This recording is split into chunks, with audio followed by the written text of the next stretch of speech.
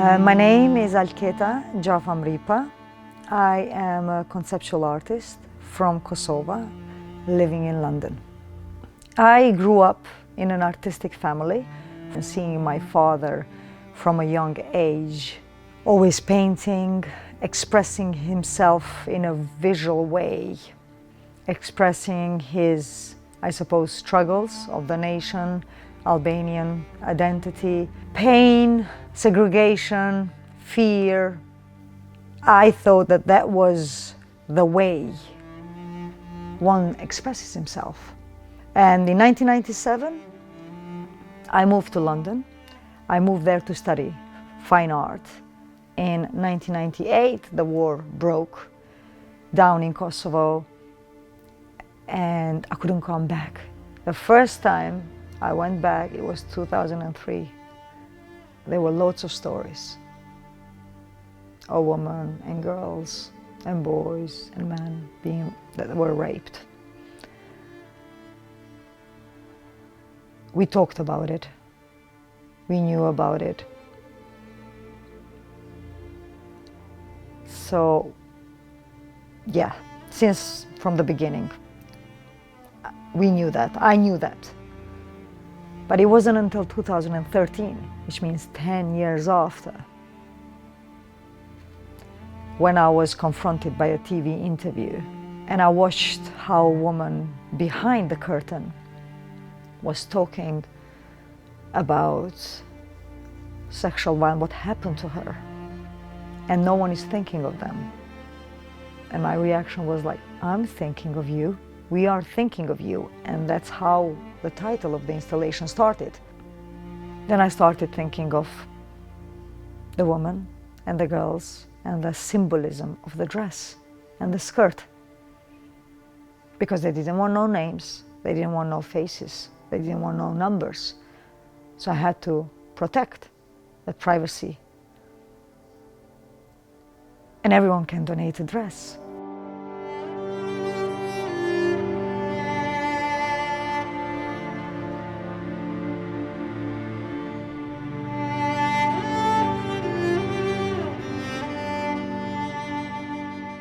There were very emotional stories, for sure, but what I felt and what I saw in them is, in majority, is that when they gave the dress, it was kind of sense of relief. It's like, and they said it, here's this dress, take it. And with this dress, I'm letting it all go. As I was putting the dresses, each dress, yes, it was dedicated for the survivor of sexual violence in Kosovo. But at the same time, as I was putting it, it was like, this is for the Congo, this is for a Myanmar, this is for Bosnian woman.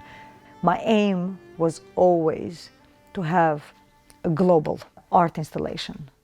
My name is Drandoli, and I'm the ambassador of the Republic of Kosovo in the Kingdom of the Netherlands. It was back in 2015. I was working in Kosovo then.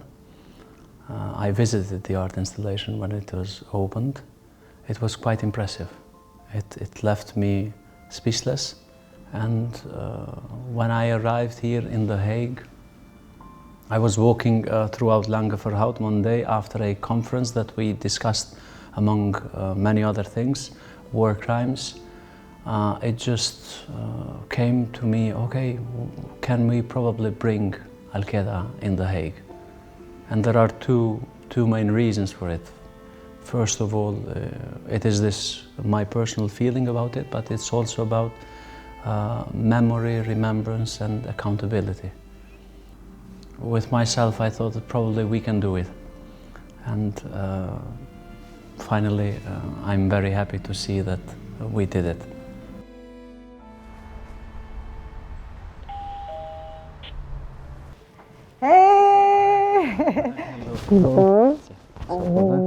Çapoban, oh, faleminderit.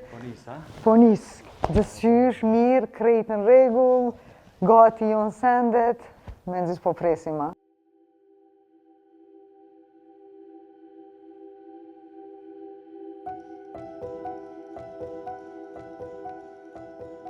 When the call from the ambassador Dolly came, and I told him about my idea, about the global one. And he started from there. We went to the municipality of The Hague. We had the meeting with the deputy mayor. She trusted me with her streets, I suppose. From there, I met Dr. Mukwege in 2018, and I told him that I would love to collaborate with you one day, and he said, we will one day.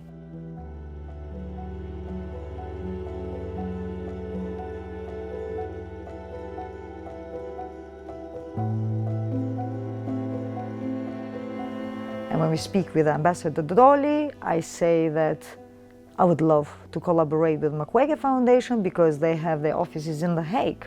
The importance of Dr. Mukwege is that foundation is that they have the organization in more than 25, 26 countries and collaboration with the SEMA members. Mukwege with the SEMA collected dresses from all these places and they brought it to The Hague.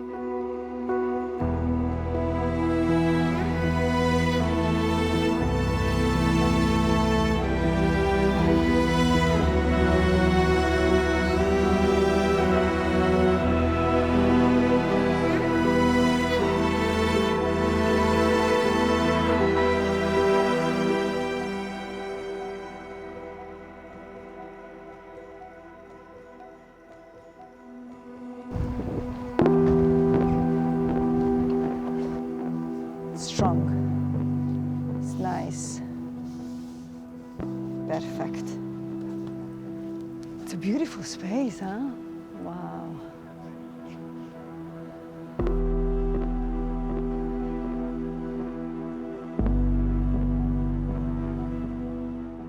And now slowly you're gonna see it. It's coming to life. The stories are gonna come to life. And they're gonna be like, you know, the flags of the countries when they say, here we are, this is our country. These are gonna be the stories and the flags of the women, of the survivors coming all together in one. I'm hoping that the key decision makers can really work towards the changing of the policy of the survivors and bring actually their stories to the forefront to change the law.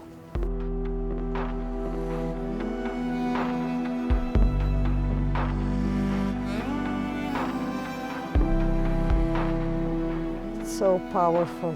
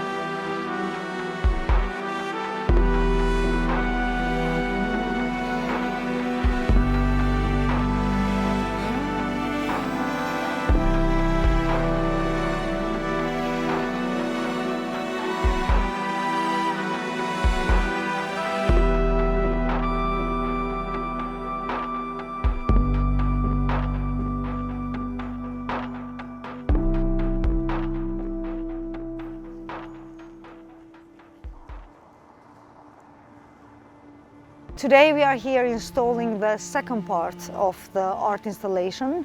Now finally the whole artwork is complete. This is what I want, because in order to make a difference, sky should be the limit.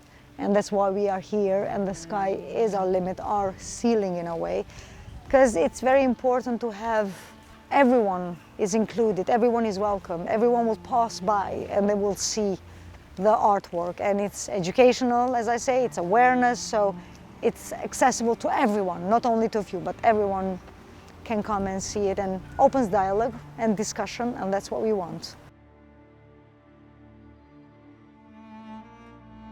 It happens and it affects all of us, and it's a way to make us stop and realize and think that, yeah, women are getting the short end of the stick, as they say. So yeah, it's impressive. It looks really good at the location. and it brings a topic that usually doesn't get discussed, and this installation brings attention. It really serves a purpose to raise awareness. Voor mij is het een heel is een onderbelicht thema. Je hoort natuurlijk verkrachting in conflictgebieden en dan gaat het weer verder, terwijl er wordt eigenlijk niet echt een beeld gegeven aan de mensen die daarachter zitten. Die dames hebben dit aangehad en van alle delen van de wereld, ook weer heel verbindend. I've worked in war-torn countries doing international humanitarian work, and I've never seen an exhibit as powerful as this to really represent the horror of war. You start yourself reflecting upon the stories and the woman and the war, and then towards the end I think you come in peace with it. That's how I felt. And as I went, and then when I looked in the back and seeing all those dresses, coming together, to me it felt like they're holding hands, saying, here we are, and you have to hear our stories. And we are in The Hague, right? Where a criminal court of justice is situated, city of peace and justice. And this is how I suppose sometimes revolution starts in a way. Take up the streets and tell the truth. So I'm really hoping that something is going to come out.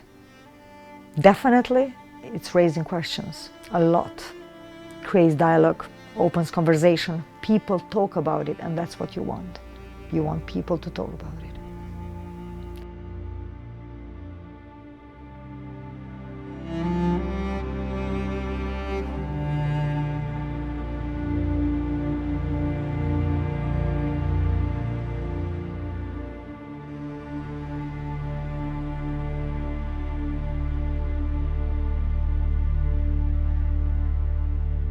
I'm Denis Mukwege from Republic Democratic of Congo.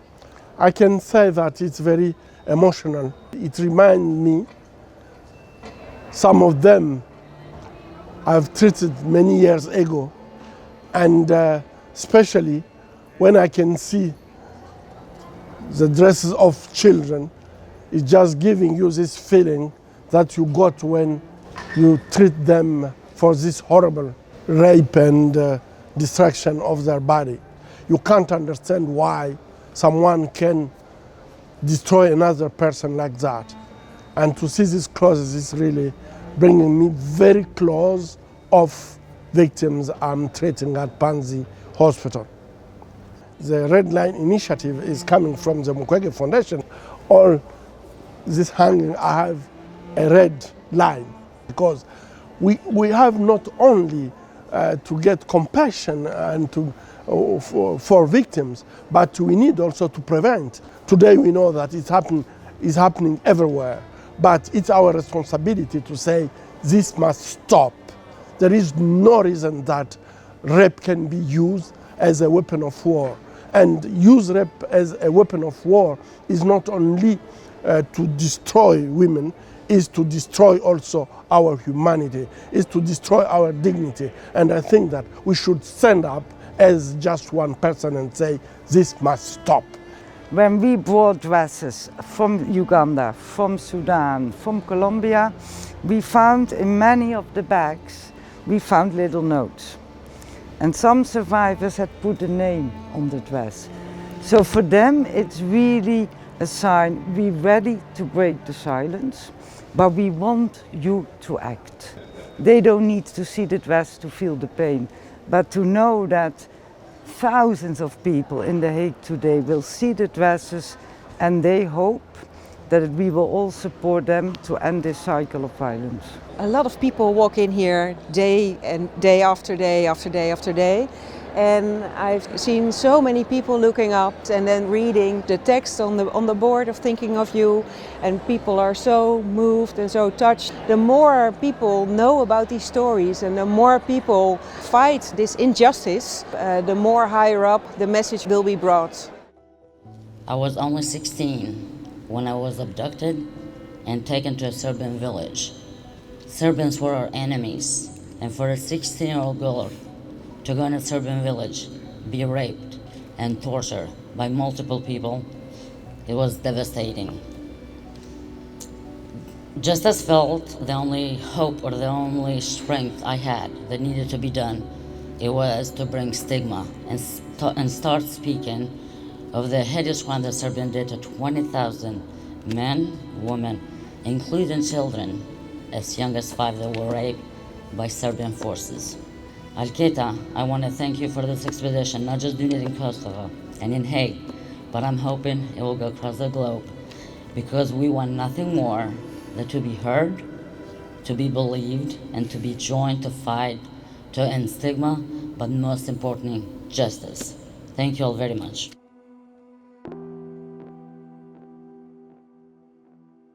We had a discussion earlier on about all the good things that I was supposed to talk about.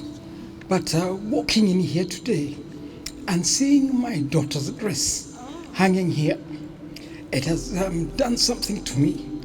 Today is 19th June, the day of eliminating sexual violence in conflict. And from the north, from the south, from the east, and from the west of this globe, I say that we are healed and walk in the healing that we are supposed to walk today. I ask you to remember that this is a day when we honor those that have been violated. In this city of justice, I ask you, my fellow citizens, to draw the red line to ending conflict-related sexual violence.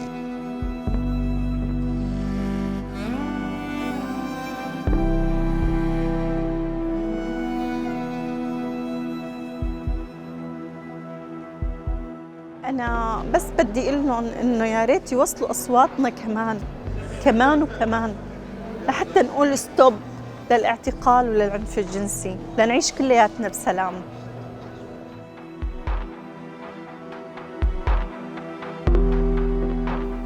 Looking at each dress, I could